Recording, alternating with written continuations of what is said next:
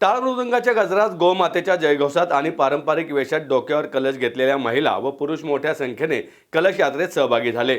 भव्य कलश यात्रेने गोकथा सप्ताहाचा उत्सवपूर्ण शुभारंभ झाला। पारंपरिक पद्धतीने आयोजित करण्यात आलेल्या या कलश यात्रेमुळे संपूर्ण परिसर भक्तिमय वातावरणाने भारून गेला होता। श्री देशमुख महाराज फाउंडेशनच्या वतीनं परमपूज्य श्री गंगाधर स्वामी यांच्या 19व्या समाधी सोहळ्यानिमित्त देशी गायींच्या प्रजातींबाबत जनजागृती करण्यासाठी पुण्यात प्रथमच गोकथा सप्ताहाचे आयोजन करण्यात आले। या सप्ताहाचे उद्घाटन पूजनीय साध्वी कपिला दिदी गोपाल सरस्वती यांच्या हस्ते वर्धमान सभागृह गंगाधाम चौक येथे संपन्न झाले। या प्रसंगी कलश यात्रेचं आयोजन करण्यात आलं। यावेळी कात्रज येथील इस्कॉन मंदिराचे उपाध्यक्ष संजय भोसले, संस्थापक अध्यक्ष गुरुदास देशमुख महाराज, संस्थेच्या अध्यक्षा सुवर्णा बालेघाटे, विश्वस्त नरहर शिदोरे, वेदमंत्री मंदार खळदकर, भोला वांजळे, प्रसाद खंडागळे, निरंजन गोळे, वीरेंद्र कुंटे, अमित भुतडा आदी उपस्थित होते। गुरुदास देशमुख महाराज म्हणाले, गाय ही हिंदू धर्मात पवित्र मानली जाते। अनेक वेद पुराणांमध्ये गायीचे महत्त्व सांगितले आहे।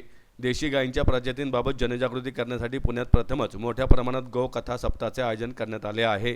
या सप्ताहाअंतर्गत सारसबाग येथील गणपती मंदिरात संस्थेच्या पदाधिकाऱ्यांच्या उपस्थितीत गोसंवर्धन शपथविधी सोहळा पार पडला। तसेच 12 जानेवारीपर्यंत दुपारी 3 वाजता पूजनीय साध्वी कपिला दिदी गोपाल सरस्वती यांचे प्रवचन होणार आहे। सप्ताहात गोसेवा करणाऱ्या संस्था व गोरक्षकांचा सन्मान करण्यात येणार आहे। तसेच देशी गायींच्या विविध प्रजातींचे प्रदर्शन भरवण्यात आले असून भाविकांनी त्याचा लाभ घ्यावा असे आवाहन करण्यात आले। निघालेले दुसरे अमृत म्हणजे गोमाता।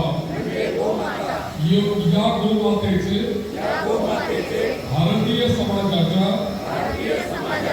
धार्मिक श्रद्धा, सामाजिक रचना, कृषी व्यवस्था, पर्यावरण संरक्षण, वैज्ञानिक महत्व यातील वेद, उपनिषदे, पुराणे आणि स्मृती ग्रंथामध्ये गायीचा उल्लेख कामधेनू म्हणून आहे। यामुळे श्रीकृष्ण परमात्म्याच्या सर्वात आवडणाऱ्या गायीची